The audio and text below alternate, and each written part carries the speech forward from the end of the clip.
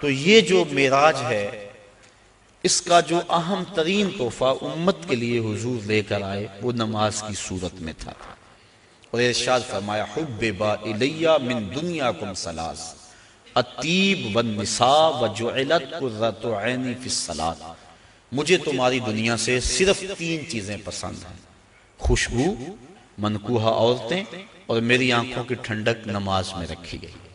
اور یہ بھی فرمایا الصلاۃ معراج المؤمنین، نماز مومنوں کا معراج ہے۔ اللہ اکبر۔ اور یہ بھی ارشاد فرمایا جس نے نماز قائم کی اس نے دین کو قائم کیا، جس نے نماز گرا دی اس نے دین گرا دیا۔ اور صحابہ فرماتے ہیں ہم مومن اور کافر کے درمیان فرق نماز سے کرتے تھے، جو نماز پڑھتا ہم سمجھتے مومن ہے تبھی تو پڑھتا، اور جو نماز نہ پڑھتا ہم سمجھتے کافر ہے تبھی نہیں پڑھتا۔ اور کل قیامت کے دن اللہ تعالیٰ سب کو ارشاد فرمائے گا کہ مجھے سجدہ کرو۔ آج کوئی کرتا ہے یا نہیں کرتا، کل تو چاہے گا، لیکن جو نماز نہیں پڑھتا ہوگا باوجود آرزو رکھنے کے اس کی کمر اکڑ جائے گی اور وہ اللہ کو سجدہ نہیں کر سکے گا۔ اور پھر جس صف میں دشمنان خدا کھڑے ہوں گے، فرعون، حامان، ابی بن خلف، بے نمازی کو صف میں کھڑا کر دیا جائے گا۔ ہم میں سے کیا کوئی گوارا کرتا ہے کہ فرعون کے کندھے سے کندھا جوڑ کے کھڑا ہو جائے اور اس صف پر لعنتیں برس رہی ہوں گی جس صف میں یہ لوگ کھڑے ہوں گے؟ تو اگر ہم اس کو گوارا نہیں کرتے، اور کبھی بھی ایک مومن گوارا نہیں کرتا کہ دشمنان خدا کے ساتھ کھڑا ہو، تو پھر اگر ہم نماز نہیں پڑھتے تو ہمیں توبہ کر کے پچھلی بھی نمازیں پڑھنی چاہیے، قضا کرنی چاہیے، اور آئندہ ہمیں قصد کر لینا چاہیے کہ آج کے بعد نماز نہیں چھوڑیں گے۔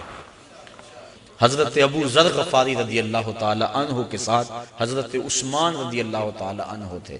ایک تو حضرت عثمان بن عفان ہیں، یہ اور صحابی ہیں۔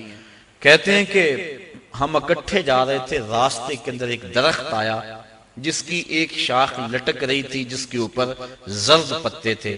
حضرت ابو ذر نے ان کو پکڑ کے شاخ کو زور سے جنبش دی، جتنے بھی پتے تھے زرد وہ گر گئے اور شاخ اریاں ہو گئی۔ میں اس منظر کو دیکھ کے محظوظ ہوتا رہا۔ پھر حضرت ابو ذر غفاری میری جانب متوجہ ہوئے اور کہنے لگے اے عثمان، تو نے پوچھا نہیں کہ میں نے اس شاخ کو یوں پکڑ کے جھٹکا کیوں دیا ہے؟ تو کہتے ہیں میں نے کہا اچھا پھر آپ بتا دیں کہ آپ نے شاخ کو جھٹکا کیوں دیا ہے۔ کہا ایک دن میں حضور کے ساتھ جا رہا تھا، راستے میں ایسا ہی ایک درخت آیا اور اس کی شاخ تھی جس پہ زرد پتے تھے، آقا کریم نے اس کو پکڑ کے جنبش دی، پتے یوں ہی جھڑ گئے۔ میں اس منظر کو دیکھ رہا تھا، آقا کریم نے میری طرف دیکھ کر کہا ابو ذر تو نے پوچھا نہیں میں نے شاخ کو جنبش کیوں دی ہے؟ تو میں نے یوں عرض کی حضور آپ بتا دیں کہ آپ نے کیوں جنبش دی؟ تو کہا اے ابو ذر جس طرح میں نے شاخ کو جنبش دی اور سارے پتے جھڑ گئے، اس طرح جب کوئی بندہ نماز کے لیے کھڑا ہو جاتا ہے سارے گناہ جھڑ جاتے ہیں۔